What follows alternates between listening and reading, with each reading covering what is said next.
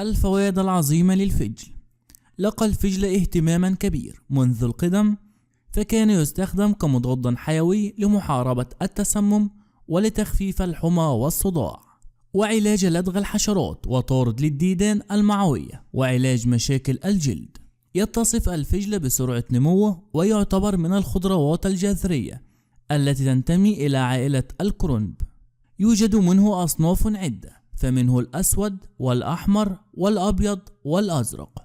يحتوي على العديد من الفيتامينات والمعادن كالبوتاسيوم والكالسيوم والنحاس والحديد والفسفور والزنك، كما يحتوي على نسبة من الألياف ومواد كبريتية وزيوت طيارة لها رائحة قوية نفاذة. ويحتوي على أحماض كحمض الفوليك ومضادات أكسدة. تتصف أوراق الفجل الخضراء بفوائدها العظيمة لاحتوائها على أملاح الكالسيوم ومادة الكلوروفيل وفيتامين سي وحمض الفوليك الذي يعمل على تقوية الجسم وإكسابه النشاط والحيوية. وينصح بعدم تقشير الفجل للاستفادة من المواد المغذية في قشرته، كما أنه يتم استخراج زيت الفجل ويستخدم لعلاج آلام المفاصل والعضلات والروماتيزم. ويعتبر منشط عام للجسم والدورة الدموية، ويستخدم في وصفات البشرة والشعر، ويساعد التدليك به. العلاج من شلل الأطفال. الفوائد العظيمة لتناول الفجل: يعمل على فتح الشهية، فهو يستخدم كمقبلات مع الأكل.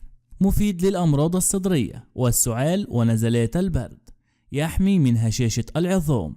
يعالج مشاكل ضعف الانتصاب والضعف الجنسي بشكل عام، ويقوي الرغبة الجنسية.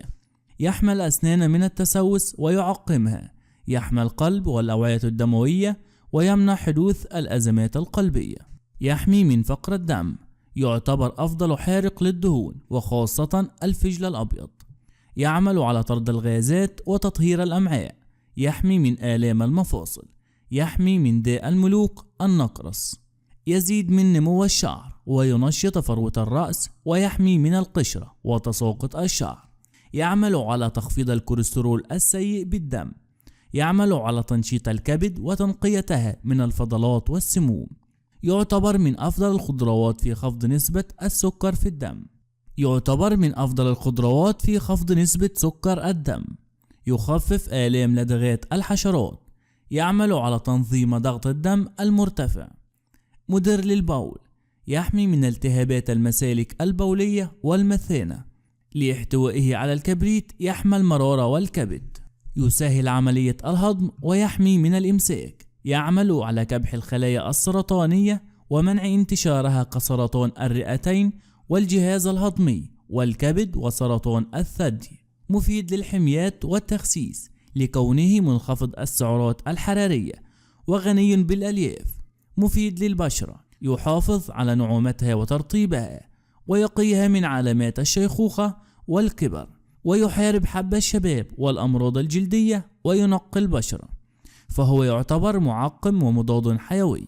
يقوي الدم ويعزز إنتاج خلايا الدم الحمراء. مفيد للحصوات في المرارة والكلى. مفيد للحامل والمرضع، ويعمل على إدرار الحليب. والله أعلى وأعلم. أتمنى لكم الصحة والعافية. لا تنسوا الاشتراك في القناة والإعجاب بالفيديو.